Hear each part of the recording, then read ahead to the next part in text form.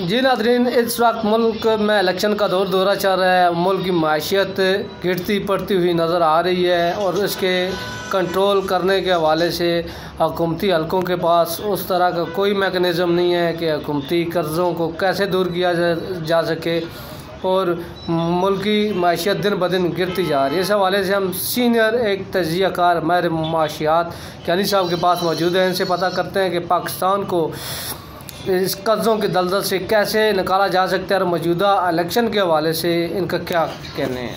जी कहनी साहब। जी मलिक साहब, मैं आपको ये बताता चलूँ सबसे पहले कि पाकिस्तान में जब भी हुकूमत चली है और कौन सी हुकूमतें कामयाब रही हैं, वो प्रेसिडेंशियल निज़ाम पाकिस्तान में हमेशा कामयाब रहा है। सदारती निज़ाम, चाहे वो किसी भी गवर्नमेंट में सदारती निज़ाम आया हो, वो कामयाब रहा है। क्योंकि आपने देखा होगा जब भी पॉलिटिकल गवर्नमेंट्स आती हैं मुल्क के अंदर, एक तो खींचातानी बहुत ज़्यादा होती है और अनस्टेबिलिटी इतनी ज़्यादा होती है जिसकी वजह से मार्केट के अंदर इकनॉमिकल अनस्टेबिलिटी चली जाती है। अगर मैं दूसरी राय देना चाहूँ तो पाकिस्तान ने जब भी तरक्की की है तो वो हमेशा आपने देखा होगा फ़ौजी गवर्नमेंट के अंदर तरक्की की है। आप उठा के तारीख़ का मुआयना कर लें, सब कुछ आप चेक कर लें। पाकिस्तान में सबसे पहले तरक्की का जो दौर शुरू हुआ था जनरल अयूब खान साहब के दौर में शुरू हुई।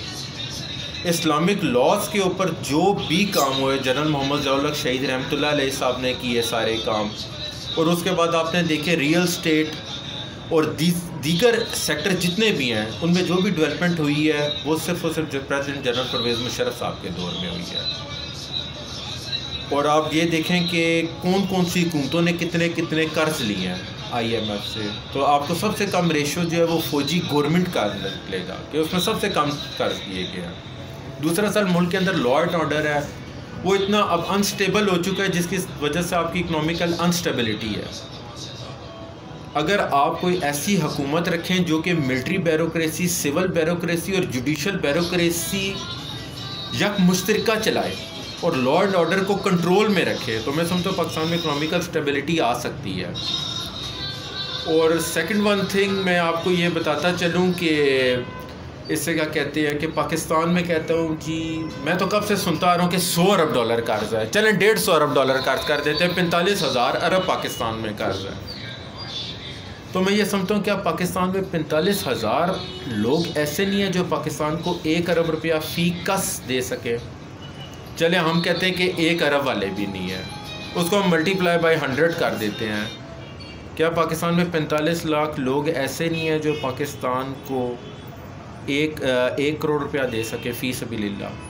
पाकिस्तान का 45,000 अरब ख़त्म करने के लिए कर्ज, चले हम कहते हैं वो भी नहीं है, तो क्या पाकिस्तान के पास 45 लाख बंदा भी नहीं है, 4 करोड़ बंदा भी नहीं है जो 1 लाख रुपया दे सके, 1.5 लाख रुपया दे सके, 2 लाख रुपया दे सके? कि पाकिस्तान की आवाम को अगर ये डर है कि हम पाकिस्तान का कर्ज उतारते हैं $150 अरब, क्योंकि पाकिस्तान की हुकूमत गरीब है और आवाम अमीर है, ये आपको मेरे से बेहतर पता है और आप सर्वे भी करके देख सकते हैं।